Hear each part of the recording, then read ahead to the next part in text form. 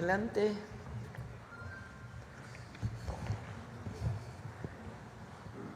Bueno, ya están con nosotros. Siéntense, por favor. Está Iván Escalante, Procurador Federal del Consumidor, que nos va a hacer una explicación del precio de las gasolinas. Está también el maestro Edgar Amador Zamora, subsecretario de Hacienda, y Jesús Ramírez Cuevas, coordinador de asesores de la Presidencia. Ellos nos van a hablar de los foros del Plan Nacional de Desarrollo. Y está Bulmaro Juárez para cerrar con Suave Patria. Bueno, antes de iniciar las presentaciones, quiero platicarles de cuándo conocí a Edgar y a Jesús. Nos conocimos en el movimiento del Consejo Estudiantil Universitario. De hecho, a Jesús lo conozco desde antes, ¿verdad? Él era estudiante de CCH Naucalpan, ¿no? Y ya su servidora, que tengo un poquito más de años, era estudiante de la Facultad de Ciencias de la UNAM, Edgar estudiante de la Facultad de Economía, también jovencito. Entonces los tres nos conocimos en aquel movimiento estudiantil del Consejo Estudiantil Universitario.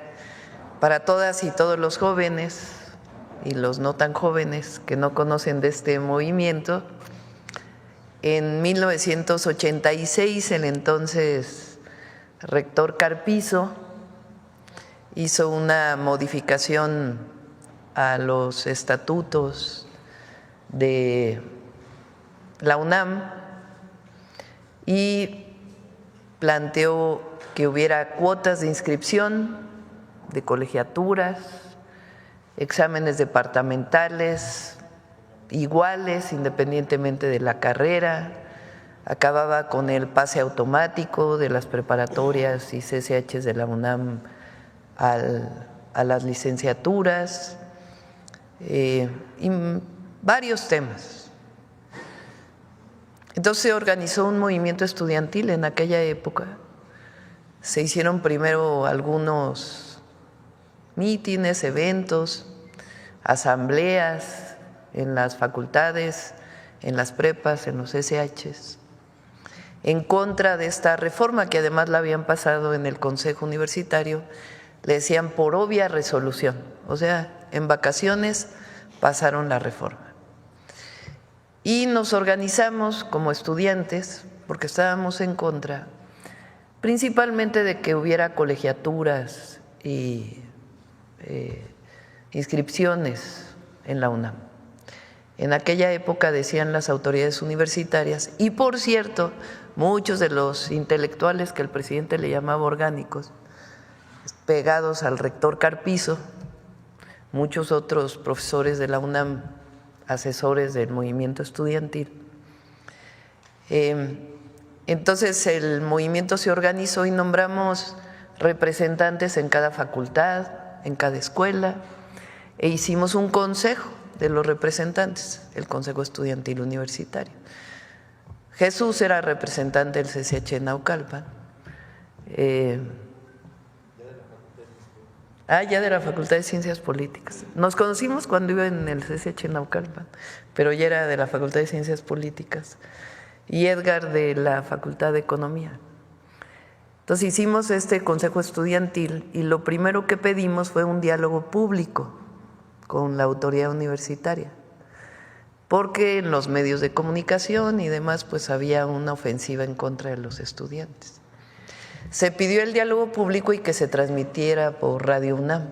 Entonces, muy soberbia la autoridad universitaria de entonces y todos los profesores que apoyaban pensaban que iban a ganar el debate. ¿Y cuál fue su sorpresa? Que los estudiantes ganamos el debate, las y los estudiantes, con un argumento central: la educación no es una mercancía por la que se deba pagar, sobre todo cuando es pública, o cuando es particular, pues tiene otra orientación y está bien que haya educación particular, pero el Estado tiene la obligación de proveer educación pública de calidad, gratuita, laica, como establece el artículo 3º constitucional. Entonces decíamos, la educación no es una mercancía ni un privilegio para el que la pueda pagar. La educación es un derecho establecido en el 3º constitucional. Y con ese argumento ganamos el debate público, llevamos a huelga la UNAM por 2 semanas, hasta que la autoridad tuvo que echar para atrás las reformas. Se llenó el Zócalo con estudiantes ya no solo de la UNAM, sino del Politécnico, de la UAM. Les estoy hablando del 86-87. Entonces, pues me da mucho gusto, porque yo conocí a Jesús antes que el presidente López Obrador. Entonces me da mucho gusto que sea el coordinador de asesores, porque además de todo es un hombre pues muy culto, conocedor de la historia de México y que tiene muy fundados los principios de nuestro movimiento. Y bueno, Edgar pues hoy es el subsecretario del ramo de la HHH, Facultad de Economía de la UNAM. E Iván nos conocimos después porque es más joven, aunque no parece. No, no es cierto. Es mucho más joven. Iván estuvo conmigo con Iván nos conocimos en el 2006, cuando yo salí del gobierno de la ciudad, que era secretaria de Medio Ambiente, y el presidente López Obrador era jefe de gobierno. No, ya no era jefe de gobierno, ya había salido a la campaña, por ahí cuando estuvo la campaña esta tremenda de López Obrador, un peligro para México. Ya había yo terminado de construir, de coordinar la construcción, porque yo no los construí obviamente, la coordinación de la construcción de los segundos pisos, que era mi última tarea en el gobierno de la ciudad, y salí del gobierno a apoyar al presidente como vocera en los medios de comunicación. Entonces pues no había redes sociales ni como ahora, era pues prácticamente todo eran los medios masivos.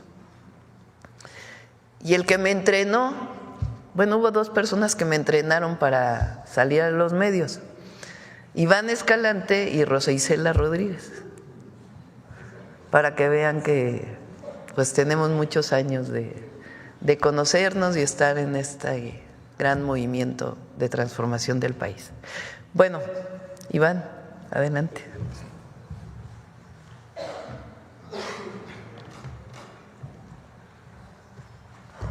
Muchas gracias, presidenta. Un honor. Muy buenos días a todas y a todos. El día de hoy vamos a informar sobre la evolución del precio de la gasolina regular desde el sexenio de Felipe Calderón hasta el día de ayer, 2 de enero. Actualmente el precio promedio de la gasolina regular se encuentra entre los 23 pesos con 50 centavos y los 24 pesos. Esta gráfica que les presentamos da cuenta de la evolución del precio constante, es decir, poniendo como base el precio al día de hoy sin considerar la inflación. A partir de ello, nos lleva a establecer que durante el sexenio de Felipe Calderón, el precio promedio de la gasolina empezó en 14.75 pesos y finalizó en 18.10, lo que significó un incremento del 22.9%. En el sexenio de Enrique Peña Nieto, inició en 18 pesos con 25 centavos y finalizó en 26 pesos con 1 centavo. Y en este periodo fue cuando se dieron los famosos gasolinazos que afectaron tanto a las familias mexicanas. En estos 6 años, el incremento representó 42.8%.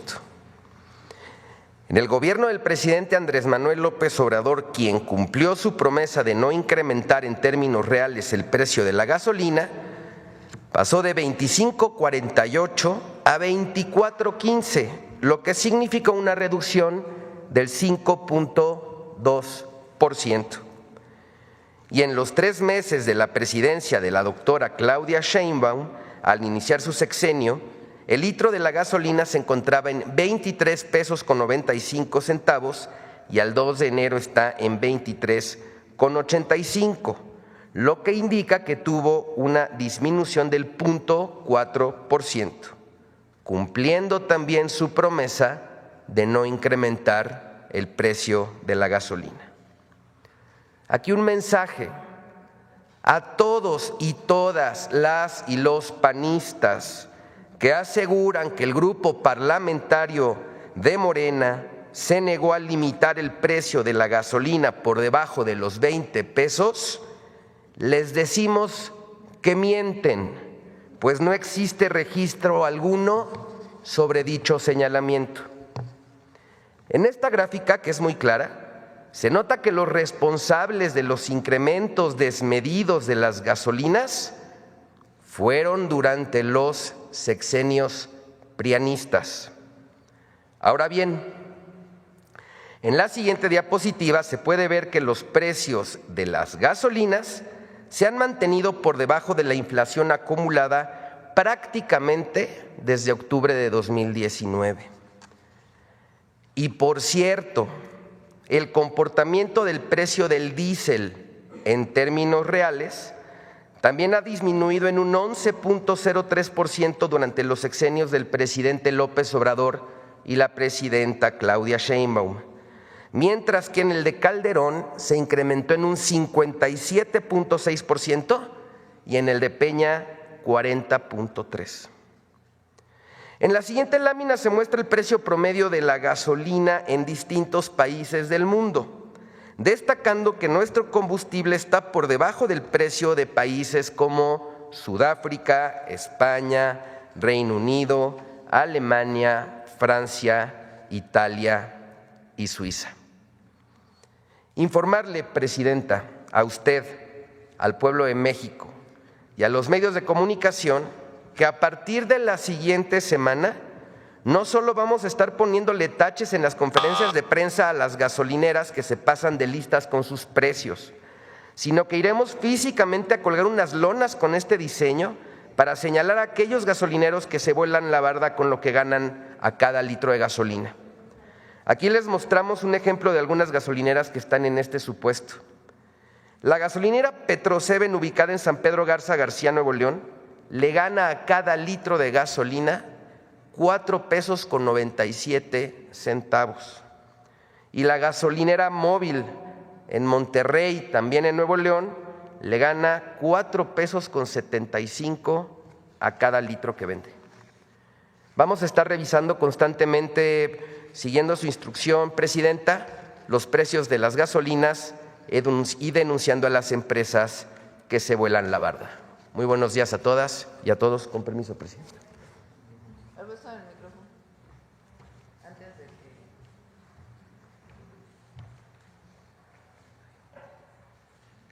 Ponle la primera.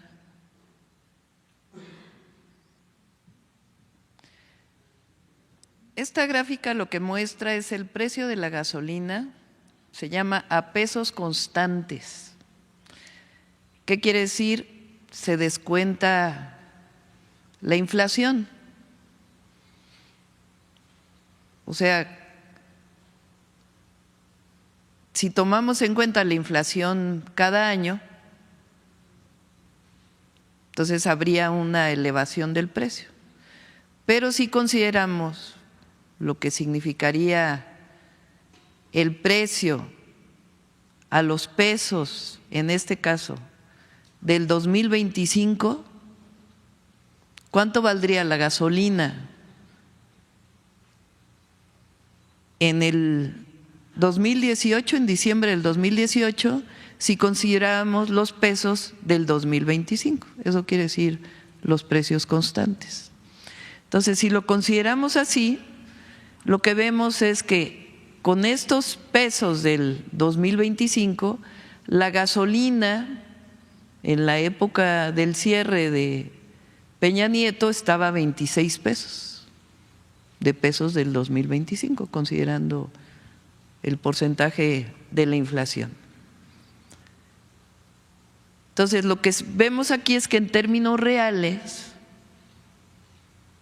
la gasolina ha disminuido, cosa que no fue así en el periodo de Calderón, que subió 22.9%, y los famosos gasolinazos del periodo de Peña Nieto, que subió 42.8% en términos reales.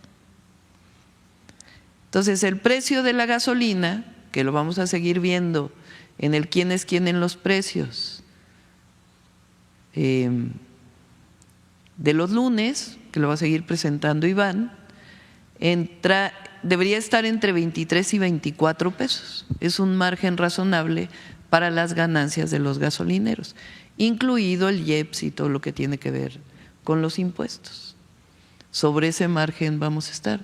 Pero hay gasolineras, que fue lo que yo mencioné el lunes pasado, que lo están vendiendo a 28 pesos. La Magna, estamos hablando de la gasolina Magna. O le están vendiendo a 29, 26, que ya no es justificable. Entonces, primero, para que sepan que estamos cumpliendo con nuestra promesa de que no va a aumentar en términos reales el precio de las gasolinas.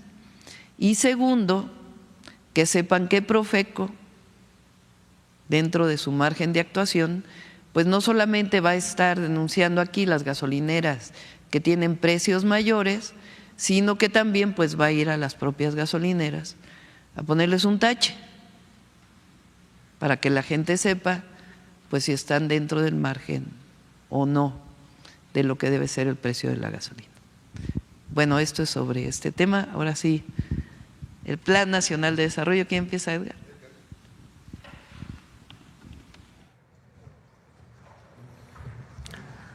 Con su permiso, Presidenta. Buenos días a todos, a todas. Pues como la Presidenta hacía la crónica, ella ha sido nuestra líder desde que yo tenía 19 años. Ya me está echando de cabeza. Y lo sigue siendo, y lo seguirá haciendo. Si me permite, Presidenta, un poco de contexto que nos va a comunicar, es una trama que comunica la introducción de la señora Presidenta con el tema del Plan Nacional de Desarrollo. El Plan Nacional de Desarrollo surge a partir de la Ley de Planeación promulgada en 1983. ¿Qué pasa en 1983? México está básicamente quebrado, ¿no? Había caído en moratoria su deuda externa en 1982, ¿no? Y el único que le prestaba eran los organismos financieros internacionales, el FMI, el Banco Mundial, ¿no? Y para ello se tuvo que firmar una carta de intención, ¿no? Una carta de intención donde México se obligaba a portarse bien en términos financieros. Y dentro de esa carta de intención existía el compromiso de liberalizar y de flexibilizar precios en la economía, los precios de las mercancías y los servicios. Y dentro de esas mercancías y precios que nos comprometimos como país a liberalizar estaba la educación, ¿no? Y dijeron, pues la educación es una mercancía más, vamos a subirle el precio, vamos a liberalizar el precio de la educación, ¿no? Hasta que llegaron con las cuotas de la Universidad Nacional en el 86, ¿no? Entonces, dentro de esa esquema de un país en una situación financieramente muy comprometida, es donde se da la promulgación de la Ley de Planeación, es donde se da el movimiento del Consejo Estudiantil Universitario en la Universidad Nacional y en otras universidades públicas, y empieza un proceso de transformación que nos tiene por acá, ¿no? En este sentido, la instrucción de la Presidenta fue coordinarnos a la Secretaría de Hacienda con la Coordinación de Asesores de Jesús. Es un trabajo conjunto. para llevar a cabo el Plan Nacional de Desarrollo. Si nos permiten, ¿en qué consiste? Y bueno, quizá al compañero de la guillotina le va a gustar la idea, es subvertir la ley de planeación y convertir el ejercicio del Plan Nacional de Desarrollo en un ejercicio democrático, ¿no? La idea es planeamos juntos, ¿no? ¿Qué es el Plan Nacional de Desarrollo? Es la guía del gobierno mexicano donde se definen las prioridades en materia económica, social y política durante el sexenio. No nada más las económicas, también las sociales y políticas. La idea es bajar a presupuesto los compromisos del gobierno, de la administración, mediante la participación de toda la población en general. Organizaciones obreras, campesinas, la sociedad civil, pueblos originarios, instituciones académicas, organismos empresariales, jóvenes, mujeres, personas adultas mayores, personas con discapacidad. ¿Cómo bajamos estas consultas, esta participación de la sociedad a los ejes presupuestales? Mediante dos metodologías. La primera es unos ejes generales. Si ponemos la siguiente, por favor. Tenemos estos 4 ejes generales en donde estamos aterrizando, y aquí el documento semilla del Plan Nacional de Desarrollo son los 100 compromisos de la presidenta a través de las 14 repúblicas en donde están contenidos estos 100 compromisos. Estas 14 repúblicas van a estar acomodados en estos 4 ejes generales. El primero es gobernanza con justicia y participación ciudadana, integradas por 2 de las repúblicas. El siguiente eje, desarrollo con bienestar y humanismo, que integra a 5 de las repúblicas contenidas en los documentos de los 100 puntos. El tercer eje general es la economía moral y trabajo, con 3 de las repúblicas. Y finalmente, desarrollo sustentable, que integra 3 repúblicas. Entonces tenemos 4 ejes generales, los cuales van a estar atravesados por 3 ejes transversales, que son los de la siguiente diapositiva, por favor. Igualdad sustantiva y derecho a las mujeres, que es la que incluye la última de las repúblicas. Innovación pública para el desarrollo tecnológico, la creación de la Agencia de Transformación Digital y Telecomunicaciones, y el derecho de las comunidades indígenas y afromexicanas a partir de la reforma constitucional.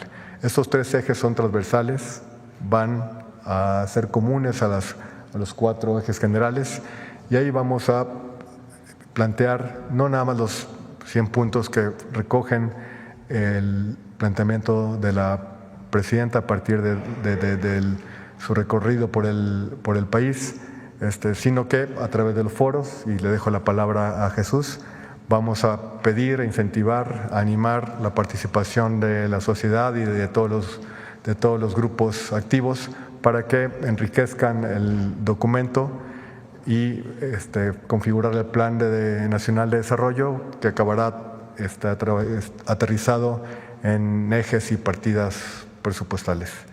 Le dejo la palabra a Jesús, con su permiso, presidenta. Con permiso, presidenta. Un saludo, un buen día. Es un honor estar aquí en la Mañana del Pueblo. Bueno, como bien explicaba Edgar, subsecretario de Hacienda, pues el Plan Nacional de Desarrollo surge como un mandato constitucional, originariamente promovido por lo que nos explica hoy, presentando la carta de intención, que se las vamos a compartir, como los gobiernos neoliberales, su planeación no era con el pueblo de México, no era en el Congreso, era con los organismos financieros internacionales. Y en esa carta de intención establece el gobierno de México en el 83 que todos los planes, todas las propuestas, toda su política pública iba a ser consultada con los organismos financieros para ser aprobada. Ahora ya no es así. Ahora, de acuerdo al artículo 26 constitucional, la planeación del gobierno debe ser democrática, como bien explicaba Edgar, con la participación de todos los sectores, el sector privado, el sector social, el sector público, obreros, campesinos, indígenas, hombres, personas del norte, personas del sur, gente urbana, gente rural. La idea es que participe toda la población. Hay que considerar que el artículo 26 está dentro de en el capitulado de la Constitución en lo que son los derechos humanos. Entonces, está considerada la participación democrática de planeación como un derecho del pueblo, como un derecho de los ciudadanos. Por eso es tan importante la convocatoria a este Plan Nacional de Desarrollo, porque se trata de completar la otra fase de la transformación. Se ha transformado las instituciones, se ha transformado el Poder Ejecutivo, el Poder Legislativo y ahora vamos a la transformación del Poder Judicial. Pero necesitamos la otra parte, el otro pilar de la transformación, que es la participación de la sociedad. Entonces, es por eso importante esta convocatoria en la que pues la planeación democrática, siendo un derecho, ahora se abre la posibilidad, como está normado por los tiempos de la ley, de la Constitución, el Plan Nacional de Desarrollo hay que entregarlo a finales de febrero. Bien explicaba Edgar que una parte es, digamos, toda la parte del presupuesto, los planes, digamos, a largo plazo, todo lo que, las obras de infraestructura, en fin, todo lo que es la planeación. Pero por el otro lado, pues la participación. Y como tenemos poco tiempo, los foros pues van a ser en las primeras 2 semanas de enero para permitir la participación, pero al mismo tiempo tener tiempo de integrar el documento de manera adecuada con todo lo que técnicamente se requiere, presupuestos, indicadores de desempeño, indicadores de resultados, de tal manera que pueda ser tangible al final, poder evaluar si se cumplió la palabra, si lo que se estaba planeado se pudo alcanzar, y tanto para la propia administración pública, el Estado, que por Constitución debe tener la rectoría de la economía y del país, y la sociedad como para que califique, evalúe y tome sus propias conclusiones. Este Plan Nacional de Desarrollo, ¿se puede pasar a la siguiente, por favor? La que sigue. Solo para entender el marco de este Plan Nacional de Desarrollo, el que se va de 2025 al 2030, pues tiene varios componentes. Uno, tenemos que pensar que es la continuación de la transformación iniciada en el 2018. Entonces, tiene que mantener el rumbo del cambio en favor del pueblo de México, y por eso un elemento central son los principios en los que está basado esta transformación: la prosperidad compartida, que no puede haber un gobierno rico con pueblo pobre, que los y las gobernantes deben ser honrados y buenos, que la democracia es el gobierno del pueblo, por el pueblo y para el pueblo, que está prohibido prohibir, el desarrollo y el bienestar con cuidado del medio ambiente, que debe haber una igualdad sustantiva de género, pero también cultural y social. México es un país soberano, independiente y democrático. La política se hace con amor y no con odio, que ese es un elemento cultural central de esta transformación, que es una transformación pacífica, es una transformación legal, es una transformación de las ideas, pero también de los comportamientos y las prácticas. Entonces, este cambio implica al gobierno, pero también a la sociedad. Y bueno, pues por último, como elemento central del neoliberalismo que polarizó, ese sí polarizó a la sociedad entre una minoría que tenía todo y la mayoría que tenía muy poco. Y en ese sentido, por eso se rechaza el clasismo, el machismo, cualquier forma de discriminación, y es parte de los principios de este Plan Nacional de Desarrollo. Entonces, ya explicó Edgar que los 4 ejes generales, la siguiente, por favor, los 4 ejes generales y los ejes transversales, es decir, hay 4 grandes temas, y que los ejes transversales, es decir, la igualdad sustantiva de mujeres, la innovación pública con el desarrollo tecnológico digital y los derechos de los pueblos indígenas deben ser incorporados a todos los 4 ejes y a todos los temas de gobierno, de tal manera que, como todos sabemos, acaba de ser aprobada una reforma indígena que reconoce plenamente los derechos de los pueblos y comunidades indígenas y por lo tanto también su derecho al desarrollo. Entonces, aquí tenemos que incorporar que en todos los planes de gobierno, como los pueblos indígenas van a ser plenamente parte integrante del desarrollo económico, social, cultural y político del país. La que sigue, por favor. Entonces, con base en eso que ya explicó y la que sigue, otra más. Las repúblicas, que son unas propuestas temáticas y los ejes que presentó la presidenta Claudia Sheinbaum como parte de su plan de gobierno, de su propuesta de gobierno, de su programa y su plan y su proyecto de nación. Se establecieron, se calendarizaron, digamos, para poder abordar todos los 4 ejes, las 14 repúblicas, que son los temas que presentó la presidenta, los 100 compromisos que se hizo desde el primer día de inicio de este gobierno. Todo va a ser integrado en los foros para ser discutido y analizado, que ese es el propósito de este Plan Nacional de Desarrollo. Entonces, les voy a presentar el calendario para que en los estados estén atentos dónde pueden participar, porque hay foros presenciales y además hay participación, también se puede participar de manera digital,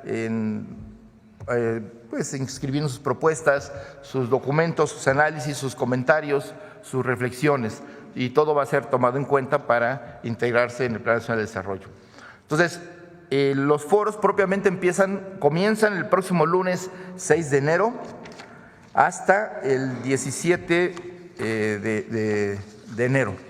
Entonces, digamos, aquí presentamos el 6 de enero, va a haber foros en Tijuana, y va a ser la dependencia va a ser seguridad, y el tema es gobernanza con justicia y participación ciudadana. El martes 7 en San Cristóbal de las Casas, Chiapas, el tema del desarrollo con bienestar y humanismo, obviamente le toca a la Secretaría de Bienestar. El miércoles 8, economía, moral y trabajo en Guadalajara, le toca a la Secretaría de Economía. El 9 de enero le toca a desarrollo sustentable a Semarnat en Mérida, Yucatán. El 10 de enero habrá foros en la Ciudad de México, Mérida, Monterrey y Tepic. En la Ciudad de México y Mérida, de gobernanza con justicia y participación ciudadana, igual que en Monterrey. Y en Nayarit, en Tepic, Nayarit, va a ser economía, moral y trabajo. El sábado 11 de enero, desarrollo con bienestar y humanismo en Hermosillo, Sonora, en Guanajuato, en Pachuca, Hidalgo, en Saltillo, Coahuila y en Tlaxcala, Tlaxcala. Asimismo, habrá en Colima un foro de transición agroecológica que tiene que ver con la sustentabilidad y la producción agrícola. El 12 de enero, economía moral va a estar en Aguascalientes, le corresponde economía. En Veracruz habrá otro foro también que tiene que ver con economía, el desarrollo de los puertos, etcétera, que va a llevar a cabo la Marina. Y en la Ciudad de México habrá un encuentro de ejidos y comunidades agrarias del segundo piso de la Cuarta Transformación para discutir los temas de la agenda, digamos, de los sujetos agrarios sociales, ejidos, comunidades, campesinos, en fin, cooperativas. Eso va a ser respecto de eso. Luego, el 13 de enero va a haber un foro de desarrollo sustentable en Culiacán, otro de desarrollo, bienestar y humanismo en Zacatecas, desarrollo sustentable en Tampico, en Durango, Mexicali y Morelia con este tema. Luego, gobernanza con justicia y participación ciudadana en Querétaro, el mismo 13 de enero. Y en la Ciudad de México, gobernanza con justicia y participación ciudadana sobre el tema de migración. Y en La Paz, Baja California, economía, moral y trabajo enfocado hacia el turismo. Un foro de juventudes en Ciudad Victoria, Tamaulipas, del INJUVE. Y el 14 de enero habrá foro de mujeres en la Ciudad de México. Habrá un foro de gobernanza con justicia y participación ciudadana en Cuernavaca y foros de economía, moral y trabajo en San Luis Potosí, Guadalajara y Cancún. Otro foro de juventudes en Pachuca, Tijuana, Torreón y Ciudad Nicolás Romero, Villa Nicolás Romero en el Estado de México. Todo esto el 14 de enero. El 15, otro foro de juventudes en Tehuacán, Puebla y en Comalcalco, Tabasco, así como un foro de economía, moral y trabajo en Toluca. El jueves 16 habrá un foro de personas con discapacidad en Zacatecas, uno de desarrollo sustentable en Chihuahua, un foro de las mujeres en Ciudad Juárez, un foro de las juventudes en Champotón. El viernes 17 de enero, Sembrando Vida hará un foro en la Ciudad de México. Desarrollo con bienestar y humanismo en Jalapa, con enfoque de educación. Luego más foro de juventudes en San Cristóbal de las Casas, en Ciudad Juárez, en Hermosillo y Oaxaca. El sábado 18 de enero habrá un foro de bienestar y humanismo en Chilpancingo, de economía moral y trabajo en Puebla, de gobernanza con justicia en Oaxaca. Y por último, el 19 de enero es un foro de las comunidades indígenas y pueblos afromexicanos en Morelia, Michoacán. Entonces, la idea es que se pueda participar de manera directa o de manera virtual. Entonces, todo comienza a partir del 6 de enero y, digamos, terminaría prácticamente el 19 de enero, porque después se tienen que integrar las conclusiones y los documentos. Entonces, a partir del próximo lunes, la página web Planeando Juntos estará habilitada como en el sitio, en la página del Gobierno de México. Entonces, ¿cómo participar? Pues como ustedes saben, pues están los 4 ejes generales, cualquiera de los temas que de interés del público, sea gobernanza con justicia, desarrollo con bienestar, economía moral y trabajo, desarrollo sustentable, pueden participar con sus temas específicos y tomando en cuenta pues los ejes transversales que ya se describieron.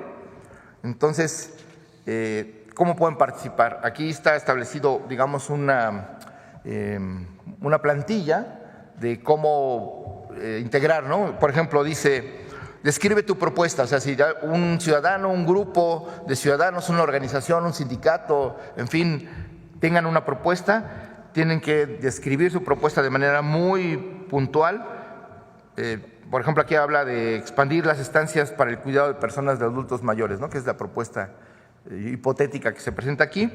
Entonces, en pocas palabras, ¿qué acciones o recursos necesita el gobierno para llevar a cabo esta propuesta? Entonces, ya uno pone ejemplos o sus propuestas mismas, y aquí dice, bueno, construir más centros de salud, capacitar a los jóvenes para empleos técnicos, otorgar estímulos en proyectos agrícolas, ampliar las rutas de transporte público, etcétera, ¿no? Medidas concretas que la gente piense para mejorar su condición de vida o para resolver un problema social colectivo, ¿no? Y entonces, al final, en esta inscripción de las propuestas, también, en pocas palabras, cuáles son las expectativas que tiene el ciudadano, qué resultados espera de la propuesta y cómo podrás comprobar que está funcionando, ¿no? O sea, cuáles son los elementos que hay que tomar en cuenta para saber si esto va funcionando y si logra las metas y los objetivos que se propone la propuesta. De tal manera que no solo es la planeación, sino también la evaluación. Entonces, el Plan Nacional de Desarrollo incluye esta parte de participación democrática, pero también la evaluación. Y como todo está, digamos, en línea, todo está accesible a la gente, pues la gente puede darle seguimiento a los temas para que en sus regiones, en sus lugares, en los temas de interés, pues poder saber qué está haciendo el gobierno, qué están haciendo las dependencias, qué están haciendo los congresos cuando toca al Poder Legislativo tomar decisiones, qué está haciendo el Poder Judicial ahora que está en proceso de transformación, cuando le toca tomar también parte de los procesos de cambio, ¿no? Entonces, por último, me gustaría señalar que a partir del lunes se pueden inscribir, la siguiente por favor, en la página de internet del Plan Nacional de Desarrollo, de Planeemos Juntos, y bueno, pues ahí están todos los documentos, las bases constitucionales, las propuestas, y ahí pues ahí se van todos los insumos necesarios, cuáles son las convocatorias de los foros, cuáles son los temas a discutir, cuáles son, digamos, todos los elementos que se requieren para participar. Ahí van a estar en esta página, que será parte de un micrositio de la página del Gobierno de México.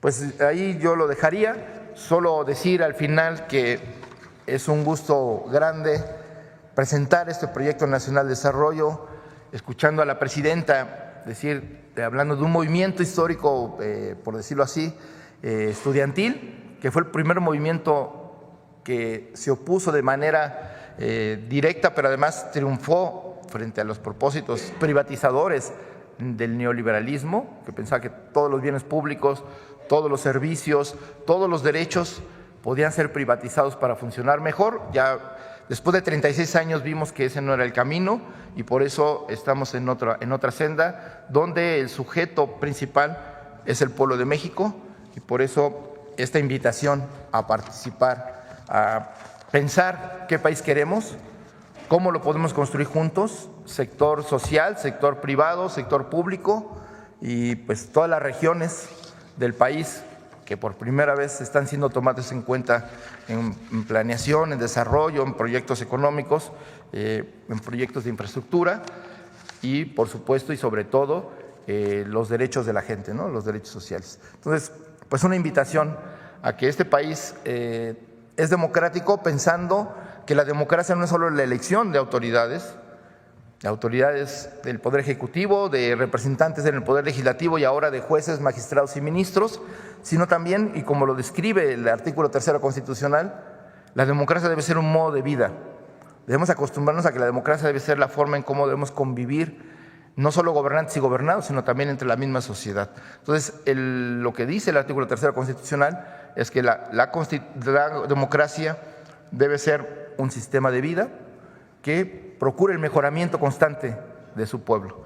Y eso es lo que esta cuarta transformación, este gobierno se propone, está llevando a cabo y que, bueno, en este Plan Nacional de Desarrollo queremos que la gente también participe y proponga y dé seguimiento a la labor del gobierno, que eso es finalmente también una escuela de formación política, una escuela ciudadana, una forma de fortalecer nuestra democracia. Muchísimas gracias. Buen día. Muchas gracias. Un anuncio más. Hoy anuncio que a partir del lunes el ingeniero y profesor universitario, exgobernador de Veracruz, Cuitláhuac García, se incorpora como director de Cenegas a partir del próximo lunes. Poca gente conoce que Cuitláhuac es un ingeniero mecánico electricista por la Universidad Veracruzana, muy buen ingeniero. Él estaba estudiando su doctorado fuera y tomó la decisión en el 2006, si no me equivoco, o en el 12, hablando así de edades, de dejar el doctorado para venir a luchar por la transformación de México. Pero es un hombre, además de honesto y consecuente, parte del movimiento de transformación con muchos conocimientos técnicos sobre electricidad, pero también en general sobre energía. Entonces él nos va a ayudar a coordinar todos los trabajos que tienen que ver con producción, consumo, distribución de gas natural en Cenegas. Bueno, ese es el otro anuncio. Y ahora sí vamos a las preguntas. Adelante. Sonora, sobre representados, Sonora en la mañanera. ¿Qué tal, Presidenta? Muy buenos días. Desearle primero que nada un muy próspero año nuevo, 2025. Evidentemente, todos tenemos gran expectativa de que este año pues, sea el año que nos marque para mejorar. Ahora que estuvo en mi tierra, en Sonora, justamente a la salida del evento, el gobernador Durazo decía, es que lo mejor está por venir, decía yo coincido mucho con él. Justamente yo quiero aprovechar esta instancia del arranque de año para plantearle parte del tema económico. Mire, me llamó mucho la atención la presentación que se hizo ayer sobre los resultados y sobre también algunos datos, evidentemente que no todo es perfecto, ¿no? El tema del tipo de cambio, por ejemplo, pues sí que nos ha generado cierta preocupación por las presiones que hay relativas pues a la llegada del nuevo gobierno en Estados Unidos. Sin embargo, creo que hay muchas áreas de oportunidad. Banco de México, por ejemplo, reportaba ayer que se cerró el año con niveles récord también en las reservas internacionales. Tenemos por primera vez 228,000 millones de dólares, creo que 228,900 millones de dólares en reservas, lo cual, bueno, pues da elementos para tener tranquilidad. En este enfoque yo quiero preguntarle, se lo pregunté en su momento al expresidente Andrés Manuel López Obrador y me dijo que sí. Ahora yo le quiero preguntar a usted su perspectiva sobre este tema. Hemos visto muchos planes, incluso el plan que se está presentando hoy de configurar el Plan Nacional de Desarrollo. Se ha hablado mucho aquí también del Plan México, del Plan Sonora también, como elementos, piezas en este rompecabezas que es configurar una buena economía. En su momento el planteamiento del presidente: sí estamos listos para llegar a una nueva fase de desarrollo acelerado que pueda emular aquella etapa del desarrollo estabilizador que se llamó el milagro mexicano. Evidentemente en México pues tenemos grandes expectativas, como le decía al inicio de mi presentación, de que podamos avanzar de manera rápida, convertirnos en una de las 10 mayores economías del mundo, tener a partir de la política de desarrollo industrial que se está planteando, bueno, pues tener condiciones justamente para aprovechar plenamente nuestras capacidades, nuestros recursos naturales, el talento de la mano y mente de obra mexicanos. Entonces, preguntarles si estamos realmente en la orilla de esta fase acelerada con la que, bueno, soñamos muchos mexicanos. Lo que estamos planteando nosotros es que, a diferencia de todo el periodo neoliberal, el Estado debe tener una participación en la economía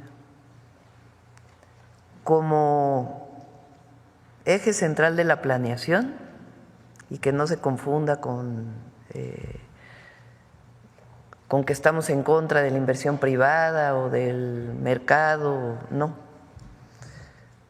Lo que no creemos es que el Estado, su única tarea sea la de regular, sino que también tiene que entrar a un proceso de planeación y de participación en distintos sectores estratégicos, y al mismo tiempo promover la inversión privada, el libre mercado en ciertas áreas, y particularmente la defensa del tratado con Estados Unidos. Es decir, es un modelo económico que no es regresar al modelo de desarrollo estabilizador, porque correspondió a una época de la economía del mundo, ni siquiera solamente de la economía nacional, pero tampoco el modelo de la economía neoliberal, donde todo se dejaba al mercado. Aquí el objetivo es generar riqueza y distribuirla, no solamente generar riqueza y pensar que el solo hecho de generar riqueza se va a distribuir de arriba hacia abajo y que el Estado tenía que participar apoyando a los de arriba. Aquí la idea es que la economía se impulsa desde abajo, y por eso los programas de bienestar, los derechos sociales, el impulso a ramas económicas como la energía, como la aviación, como los trenes de pasajeros que estamos recuperando, como la construcción de vivienda, en fin, diversas áreas en donde también debe participar el Estado.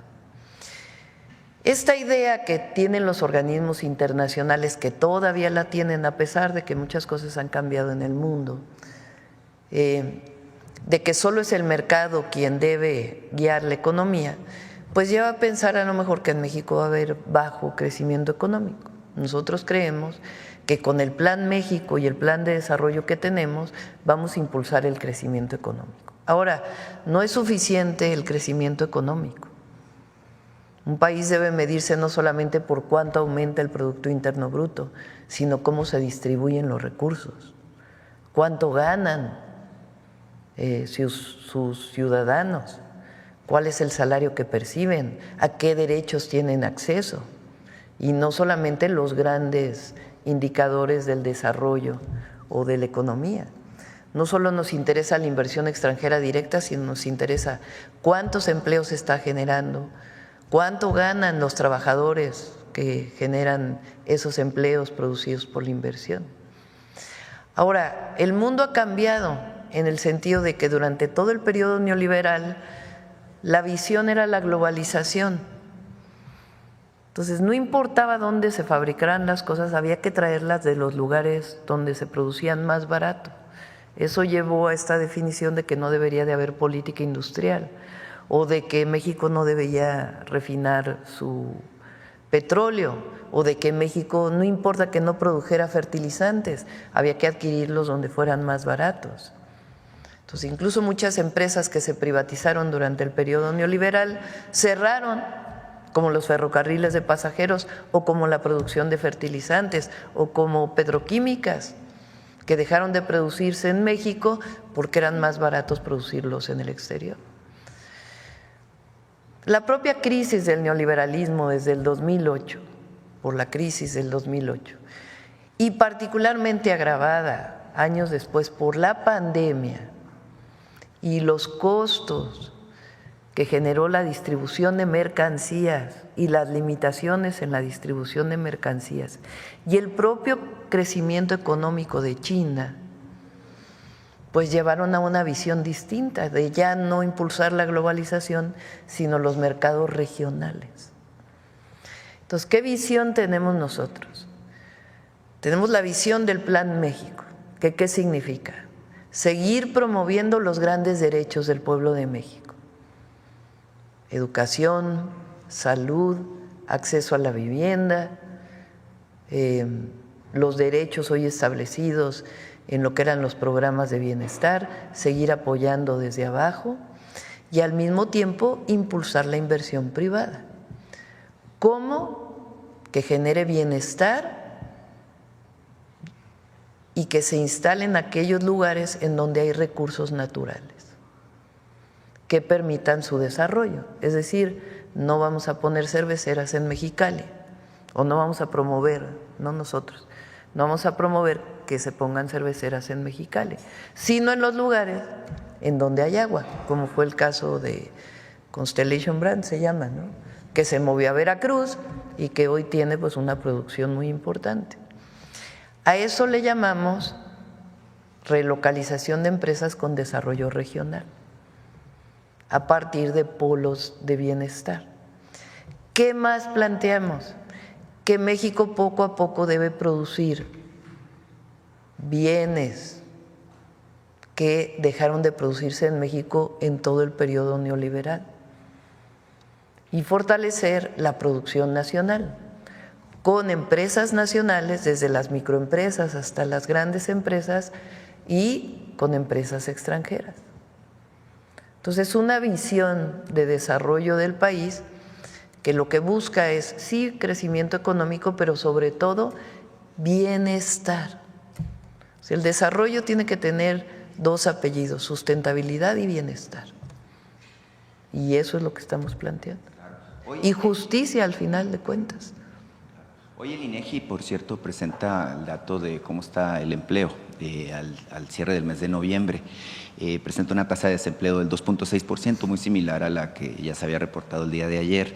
Es bien importante esta estadística porque también nos muestra, bueno, que la población económicamente activa creció a 61.600.000 personas, lo cual es un dato muy relevante. Sin embargo, en este mismo contexto hay un área de oportunidad muy grande y yo tengo desde hace tiempo la intención de preguntarle sobre el tema. El 55% de la población económicamente activa está en el sector informal. Esto, bueno, representa un problema, pero también representa un reto y una oportunidad, por ejemplo, para el crecimiento de la economía, para la recaudación fiscal y para otros elementos. Preguntarle dentro de este contexto de lo que me plantea, Presidenta, ¿qué estrategia se va a seguir para lograr una mayor formalización tanto de los trabajadores como de quienes están incorporados en la producción económica de cualquier bien o servicio, pero que están haciéndolo de manera informal?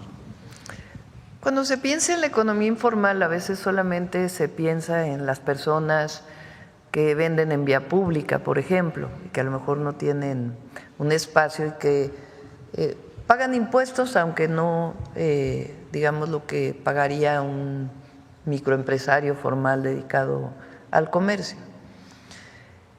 Pero hay otras áreas de trabajo informal. Uno de ellos, por ejemplo, es el trabajo de los repartidores, de plataformas. ¿Por qué es trabajo informal? Porque en realidad se consideraban como socios de una empresa transnacional, que por cierto saca la mayor parte de sus ganancias fuera del país, y que contrata personas a través de un esquema en donde no hay contratos, sino que los convierte en socios. A nosotros impulsar la ley que ya fue aprobada de que esos trabajadores tengan seguridad social y puedan seguir trabajando en las diversas modalidades donde trabajan ahora, pues evidentemente estamos formalizando sectores de la economía. Al seguir impulsando que las trabajadoras del hogar puedan tener derechos y seguridad social, pues estamos formalizando una parte del sector de la economía que se considera informal. Estamos trabajando en un programa muy intensivo para los jornaleros agrícolas y las jornaleras agrícolas dentro del país, que migran muchas veces de Oaxaca, de Chiapas, de Guerrero, a lugares como Sinaloa o Sonora, donde hay producción agrícola y que requiere mano de obra. Migran durante 6 meses y después se regresan a sus comunidades. Hoy están en mejores condiciones que las que estaban hace muchos años, pero de todas maneras siguen siendo de los sectores de mayor pobreza en nuestro país. ¿Qué queremos? Que todas y todos los jornaleros agrícolas tengan derecho a una seguridad social, tengan derecho a la educación, sean empleados formales. Entonces, no solamente es que hay que tener programas para quien vende en la vía pública, o que es lo único que se piensa que es la economía informal, sino muchos sectores de la economía que trabajan en sectores formales, pero que son contratados de manera informal. Entonces ahí es donde queremos entrar. Toda la reforma que se hizo relacionada con el outsourcing, pues eso era trabajo informal, porque aunque supuestamente estaban registrados en el Seguro Social, pues en realidad se registraban con salarios mucho más bajos de lo que en realidad ganaban. Entonces, la formalización de la economía tiene que ver con el desarrollo, con justicia del país, y tiene que ver también con programas especiales que permitan que todos aquellos que son parte de la llamada economía no formal pues puedan ir poco a poco entrando en este esquema. Claro, en los mismos medios de comunicación seguramente hay un área de oportunidad. También importante. En los medios de comunicación hay claro. mucho trabajo. O sea, ¿por qué a veces, ayer lo presentábamos, cae el empleo siempre en los diciembres? Porque hay muchos contratos que son anuales y se terminan poco antes, o trimestrales, para evitar generar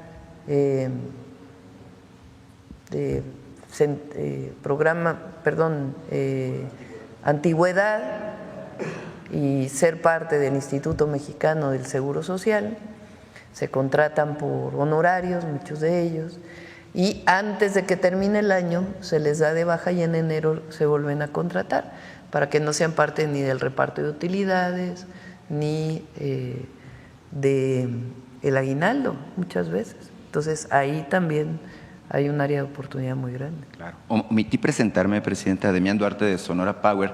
De hecho, lo que le quiero comentar, nos dio mucho gusto recibirla en Sonora ahora en el mes de diciembre, era muy importante su presencia. Y claro, seguimos con atención todos los compromisos que hizo tanto con la Nación Yaqui como con el resto de los pueblos originarios de nuestro estado. Ahora, al final, tuve la ocasión ahí de conversar brevemente con el gobernador Alfonso Durazo y él me decía, bueno, nos fue muy bien, me dijo, ¿no? Dame tiempo o danos tiempo para presentar los acuerdos. Y evidentemente esta frase que me dice de que lo mejor está por venir es un rasgo de mucho optimismo. Notamos que además de la reunión en Vicam, Pueblo, tuvieron una reunión con el gabinete de Sonora, como lo han estado replicando en otros estados, en Ciudad Obregón. En ese sentido, pues es mi intención preguntarle cómo nos fue. Creo que es bien importante saber qué acuerdos tomaron, hacia dónde van las cosas en Sonora. Y mire, ya para soltar el micrófono nada más le quiero comentar que ayer hubo en el Palacio de Gobierno de Sonora una ceremonia luctuosa. Falleció el exgobernador Samuel Ocaña García. Él gobernó Sonora de 1979 a 1985. Era del PRI, digamos, nadie es perfecto, pero fue un hombre honesto que correspondió justamente a las aspiraciones del pueblo de Sonora, construyó el Sonora moderno, es creador de muchas instituciones y para nosotros, bueno, pues es motivo de orgullo también, bueno, haber tenido un gobernador como fue en su momento, un humanista como fue Samuel Ocaña García. Gracias. Muchas gracias. Por cierto, el libro, por la primera pregunta de Ortiz Mena, que fue secretario de Hacienda por 12 años en el país, que por cierto era abogado, no era economista. Aquellos gobiernos eran de mucho contraste porque eran gobiernos muy autoritarios y al mismo tiempo promovieron parte de lo que se llamó el desarrollo estabilizador, de la sustitución de importaciones.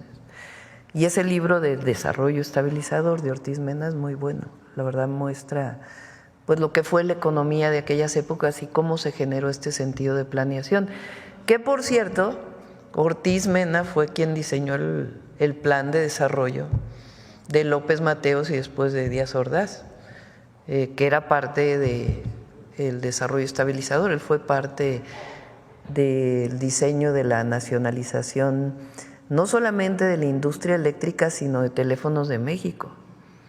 Ahí cuenta cómo fueron adquiriendo poco a poco las acciones de Teléfonos de México hasta que el Estado resultó que tenía ya la mayoría.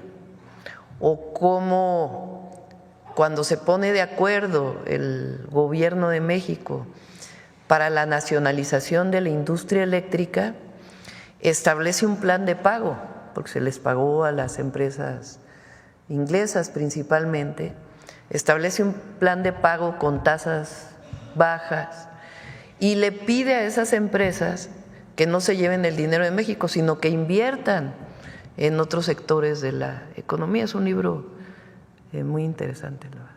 Bueno, adelante. Presidenta, buenos días. Bueno, me presento una vez más. Soy Tere Mora Guillén, de Grupo Intermedia, al que pertenecen el canal 44 de Ciudad Juárez, el canal 66 de Mexicali y el 33 de Tijuana. Y yo quisiera preguntarle, ¿hay inquietud, Presidenta, en ciudades fronterizas como Ciudad Juárez, ya que hay el temor de que ante una deportación masiva se sature de migrantes y que eso dé un repunte a la violencia que ya se tiene? ¿Hay un plan federal para evitar eso y en qué consiste? Bueno, primero no hay que asociar porque si no nuestro lenguaje se parece a otros, vamos a decirlo así. Migrante con violencia. Porque nosotros somos un pueblo solidario, generoso, y la gente, el 99% o más de las personas migran por necesidad. Entonces, esta idea de que la migración trae violencia, necesitamos ir generando una condición de visión distinta. Los migrantes, las migrantes migran por necesidad y buscan para sus familias la mejor vida posible que no se la pueden dar en sus lugares de origen. Ahora, el presidente Trump ha hablado de deportaciones masivas. Por supuesto, nosotros no estamos de acuerdo con ello y por eso siempre defendemos. Por cierto, hoy íbamos a presentar los videos también de algunos migrantes que nos siguieron enviando, ¿verdad? A ver si ahorita los presentamos. De compatriotas mexicanos que, por cierto, las remesas nuevamente, y agradecemos enormemente a nombre del pueblo de México, del país, a nuestros hermanos migrantes que están enviando a sus familias mucho apoyo. Rompen récord nuevamente las remesas en el 2024. Entonces no estamos a favor de estas deportaciones. Pero si se llegan a dar, porque no todo depende pues, de lo que nosotros decidamos, vamos a recibir a los mexicanos y mexicanas que lleguen a nuestro país y vamos a solicitar a Estados Unidos que en la medida de lo posible, pues los migrantes que no son de México puedan llevarlos a sus países de origen. Y si no, nosotros podemos colaborar a través pues, de distintos mecanismos. Ya habrá momento para hablar con el gobierno de Estados Unidos si realmente ocurren estas deportaciones. Pero aquí los vamos a recibir y los vamos a recibir bien y tenemos un plan que ayer dije que en su momento lo íbamos a presentar. Presidenta, nada más una aclaración, no era la palabra migrante de manera peyorativa, era nada más por si se diera de manera masiva la cantidad de gente que llegaría, ¿no? Era nada más eso aclarar. Y luego, con relación a las acciones que han anunciado para poder recibir a los nacionales repatriados desde los Estados Unidos, el fin de semana las comunidades de migrantes radicados en California e Illinois manifestaron la necesidad de recibir apoyo para no ser repatriados y que no se dividan las familias. ¿Qué acciones se contemplan para padres de familia mexicanos con más de 2 décadas en los Estados Unidos que tienen hijos norteamericanos y que pudieran ver divididas sus familias? ¿Han contemplado esto? Para eso están los consulados, para apoyarles con abogados y todo lo que se requiera. Y en su momento pues ya hablaremos con la administración del presidente Trump para poder pues establecer mecanismos. Él ha hablado, si ustedes se fijan en sus diversos discursos, él ha hablado también de la migración legal, también ha hablado de ello, así como en otros temas se refiere a los migrantes de una manera en la que nosotros no estamos de acuerdo. También ha hablado de migración legal, ha hablado, por ejemplo, en una de las entrevistas que hizo en una de las cadenas de televisión, habló, por ejemplo, de la importancia de lo que llamamos los Dreamers, que son jóvenes que ya sea que nacieron ahí o que muy pequeños llegaron y que él considera que deben ser reconocidos en Estados Unidos. Es decir, hay muchas áreas también de oportunidad para poder trabajar con nuestros hermanos migrantes allá para que puedan seguir desarrollando su trabajo en Estados Unidos. Presidenta, y vienen la próxima semana cónsules y embajadores.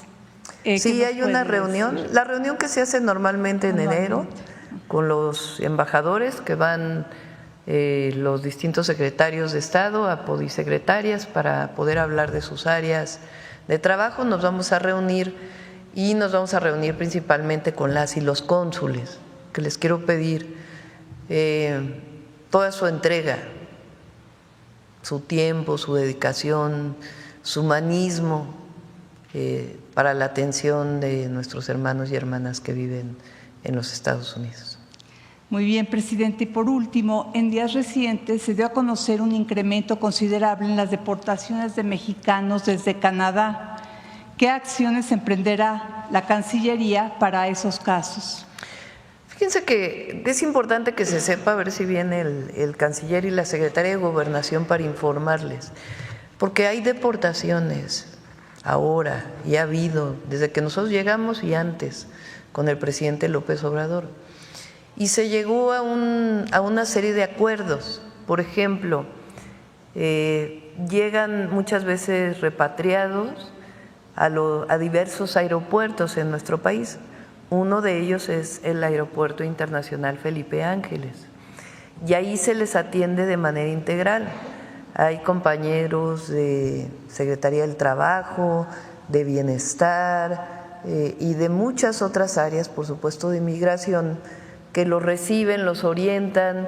Si quieren llegar a sus lugares de origen, se les dan recursos para que puedan llegar a sus lugares de origen. Entonces, ya desde hace tiempo hay un trabajo muy importante para todos aquellos que son deportados de los Estados Unidos y que llegan a México y que tienen distintos lugares para poder ser atendidos. Igual en el caso de Canadá. Si viniera pues un número mayor, estamos preparados para ello y ya en su momento lo vamos a presentar. Presidenta, muchas gracias y buen año. Gracias. A ver, por acá.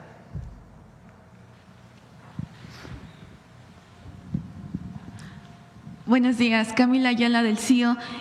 Presidenta, y justamente también consultarle al subsecretario de Hacienda, presentaban este plan nacional.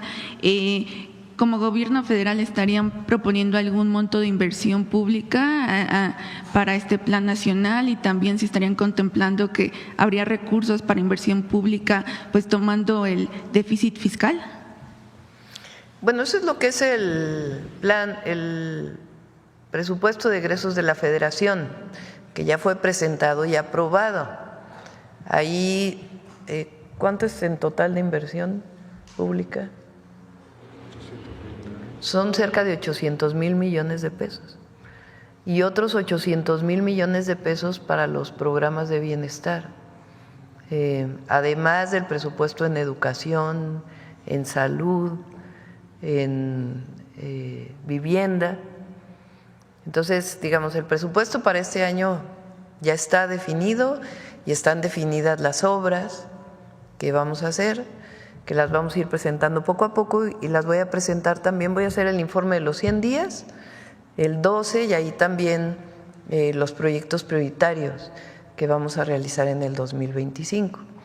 Sobre el presupuesto de los foros y demás, pues hay algo de recursos, pero los mínimos indispensables para poder llevar a cabo los foros. En todo caso, pues ya se los presentamos exactamente cuánto se está planeando.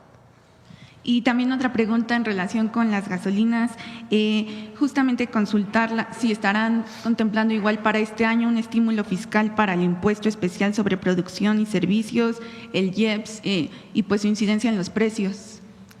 El IEPS representa, a ver, explícales el IEPS mejor tú.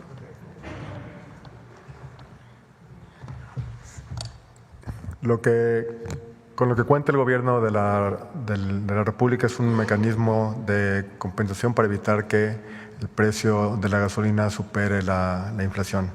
En caso que el precio de referencia supere, por ejemplo, el precio base, hay un estímulo, ¿no? Esta semana ahora va a haber estímulo, ¿no?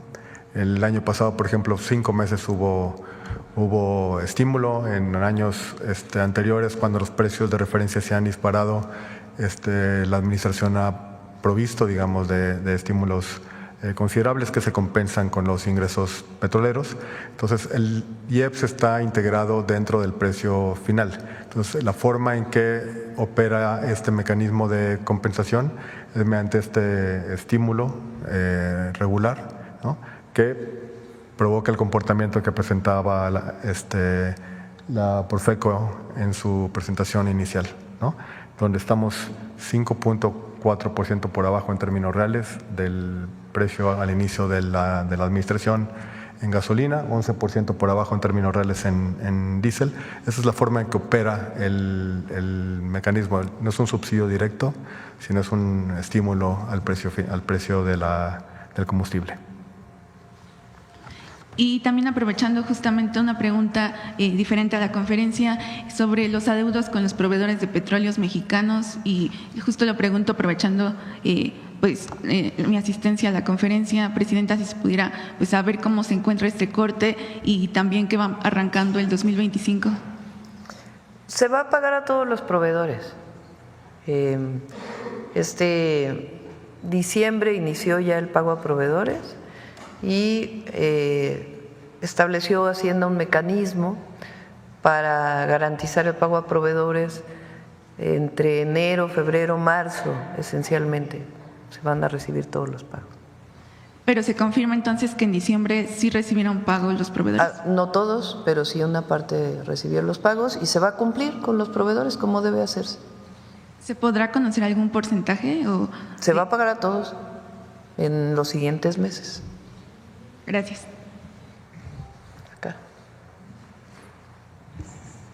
Muchas gracias, Presidenta. Buenos días. Buenos días. Olga Ojeda, la JUD, corresponsal de Diario del Istmo, Imagen de Veracruz. Bueno, Presidenta, los gobiernos anteriores a la Cuarta Transformación dejaron de lado el tema de la reinserción social y penitenciario. lo que ha generado fuertes problemas en muchas de las cárceles del país, al grado que en algunas se forman autogobiernos o se permitieron que las personas sentenciadas por delitos incluso de alto impacto gozaran de privilegios en apoyo con las autoridades. Quisiéramos saber si en la estrategia de seguridad de su gobierno se encuentra contemplada una reestructuración al sistema penitenciario que acabe con malas prácticas y garantice el cumplimiento de la justicia, y de ser así, si nos puede hablar sobre lo que planea al respecto. Sí, si gustan, en uno de los días que viene el secretario de Seguridad, puede venir el responsable de los centros de detención para poder explicar si hay un plan. ¿Ah, sí? Sí tenemos un plan. Recuerden que hay una parte que son federales y otra parte que son estatales. Dependiendo de las entidades de la República, hay entidades que están mejor en esta situación y otras que pues no ha habido inversión, requieren de más personal y no están en las mejores condiciones, pero evidentemente pues tanto por derechos humanos como por diversas razones, pues es importante que se trabaje en la reinserción y en las condiciones dignas para que puedan estar las personas privadas de la libertad. Entonces, si gustan, uno de los días que viene seguridad, les pedimos que lo presente. Sería muy bueno, muchas gracias. Sí. Por otro lado, me gustaría saber, ha hablado durante toda su administración de 3 meses sobre este Plan México que nos va a presentar próximamente, pero quisiera saber si está contemplado ahí o cuándo va a comenzar el rescate a lo que es la petroquímica, que como usted sabe, pues si se incluiría Veracruz, por supuesto, y si se tiene contemplada alguna inversión, si nos puede adelantar algo de este tema, por favor. Sí, el próximo año por parte de Pemex se tiene considerada una inversión de alrededor de 4,000 millones de pesos, y además hay inversiones mixtas, algunas que quedaron desde el presidente López Obrador, que son esquemas de inversión mixta privada pública, no como las viejas APPs, sino nuevos esquemas que no dan la concesión de la producción, sino que sencillamente permiten el ingreso de capital privado para poder garantizar el abasto de petroquímico y fertilizantes. Y sí, por supuesto, pues las principales petroquímicas están en Veracruz. Y además tenemos una buena asesora ahí, a la gobernadora, a Rocío Nale. Entonces sí están consideradas en Veracruz. Perfecto. Una última y un poco más local. La Secretaría de Marina detectó que era urgente el mantenimiento, seguramente usted la conoce, de la Escuela Náutica Mercante de Veracruz, ya que en casi 50 años no se dio el mantenimiento y algunas áreas del plantel representaban un riesgo ya incluso para los estudiantes. Luego de esto, la dependencia realizó una solicitud de 48 millones de pesos para diversas obras. Sabemos que a finales del año pasado se destinó presupuesto para realizar algunas obras en la institución, pero nos gustaría saber si se autorizó la totalidad de los recursos solicitados o, en su caso, si se irá cubriendo la asignación de presupuesto para garantizar que la escuela pues reciba el mantenimiento integral que requiere. Sí. Vamos a preguntarle al almirante si recibieron un apoyo adicional en el cierre del 2024 y entiendo que está considerado, pero vamos a preguntarle al almirante para tener la certeza. Muchísimas gracias y feliz año también. Gracias, igualmente. Vamos por acá, a ver, en la esquina. Gracias, presidenta. Buen día. Eduardo Dina, del Universal. Hoy publicamos que aumentan las deserciones en las escuelas primarias. En los últimos 3 ciclos escolares, la matrícula de primaria en escuelas públicas tuvo un descenso de 310,115 estudiantes y muchos de ellos han emigrado a escuelas particulares. Expertos dicen que hay un rechazo y desconfianza que prevalece en la nueva escuela mexicana. ¿Ustedes tenían conocimiento de estos datos? Y también si habrá un reforzamiento de la estrategia en educación. Preguntarle primero esto, presidenta. Vamos a presentar bien los datos. Le voy a pedir a Mario Delgado que los presente. Hay una parte, porque ha habido una por la tasa poblacional. Hay menor número de niños entre 6 y 12 años que en años anteriores, en total en el país, dicho por la Comisión Nacional de Población. Entonces, vamos a presentarles los datos para que se observe esta característica. Dudo mucho, la verdad, que hayan migrado más de 300,000 niños y niñas de escuela pública a privada, la verdad, por el modelo de la nueva escuela mexicana. No considero que, o sea, no sé de dónde salen esos datos, porque no corresponden a los datos de Secretaría de Educación Pública, que tiene contabilizados los datos de estudiantes en escuelas públicas y estudiantes en escuelas particulares. Entonces, para tener la certeza vamos a informar tanto el número de niños y niñas que hay en el país, de acuerdo con la Comisión Nacional de Población, que deben asistir a la escuela primaria, cuántos de ellos asisten a las escuelas públicas y cuántos de ellos y ellas asisten a las escuelas particulares. Gracias. A propósito del nombramiento de Cuitláhuac García, ¿tienen contemplado que se sumen más personas o exgobernadores al gabinete? Y también en el Servicio Exterior Mexicano, pues hay preocupación por algunos nombramientos que se puedan dar como representantes de México en el exterior, como ya hemos visto expriistas que por ahí han estado ocupando lugares. ¿Tiene unos nombramientos pues pendientes? No, ¿por qué debe haber preocupación? Porque dicen que no tienen como esta experiencia, esta carrera para representar. No, lo han hecho muy bien, la verdad. Han trabajado muy bien todos los embajadores y embajadoras y además es parte de las atribuciones que tiene el presidente o la presidenta de la República. Entonces no se está afectando. Más bien lo que queremos es que las y los embajadores pues promuevan lo que está ocurriendo en el país, que sean informadores, todos y todas. Y por último, insistirle, Presidenta, sobre el plan que menciona. ¿Hay alguna fecha? Porque dice que muy pronto, pero… El 16 de… ¿16? No sé si es el 16 o el 13. La presentación del Plan México, a ver si lo…